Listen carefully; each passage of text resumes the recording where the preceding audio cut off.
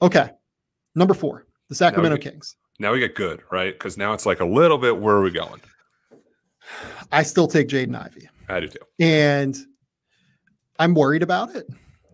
I think at the end of the day, if you're the Kings, you take the best player on the board. I don't love the fit of him and De'Aaron Fox. I don't. I really worry about how that looks. Now, do you do that because of kind of the Sabonis trade and how they've kind of like changed their style of play? When before, probably like a year or two ago, we'd say it's a great fit because De'Aaron Fox is getting up and down, Buddy Hield's on a wing, getting up and down. Now you have another running mate with him.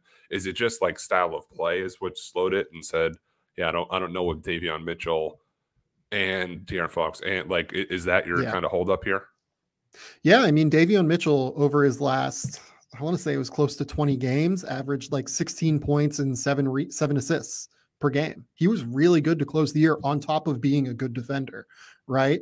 So I worry about having all of these small guards. I do. Honestly, the thing that I think most about the Kings, I think this is a prime trade spot for the Kings, either up or down, right? Like maybe they try and throw everything, the kitchen sink at one of these top 3 teams to get one of the top 3 bigs, or they slide down just a couple of spots for a team that really wants Jaden Ivey at number 4.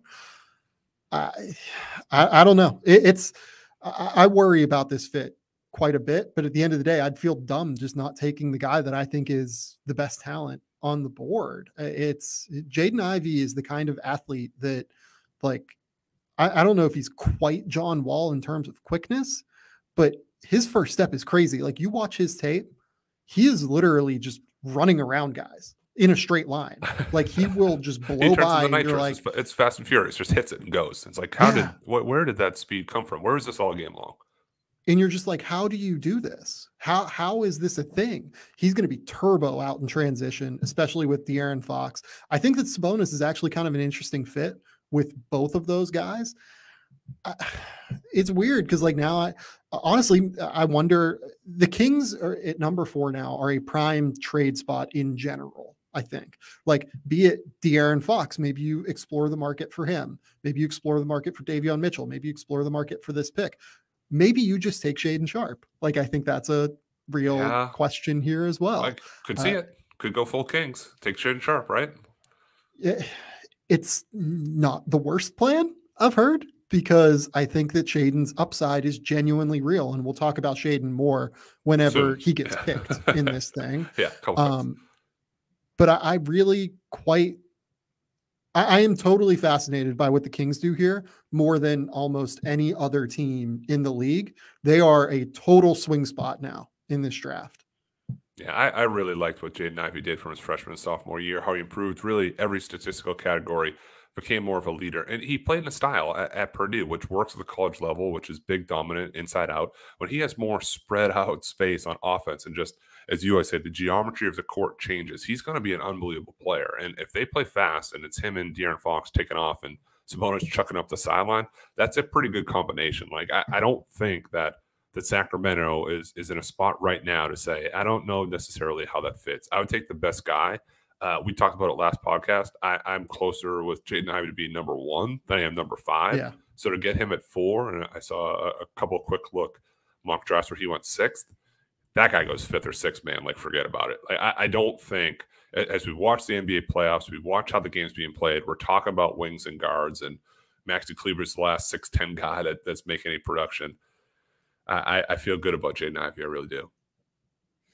Yeah, I do as well. I like Jaden Ivey. He really has to improve his in-between game. I think that's the number one thing. He has to get better as a playmaker and passer. And I worry about that offense stagnating with him and De'Aaron Fox out there together, because both of those guys, Jaden doesn't over dribble. I think De'Aaron at times can over dribble a little bit, but neither of those guys are elite level playmakers for other teammates, right? Like, they're good, but they want to try and get to the bucket themselves. De'Aaron wants to try and get to his mid-range jumper. Jaden wants to try and get to his step back in some ways.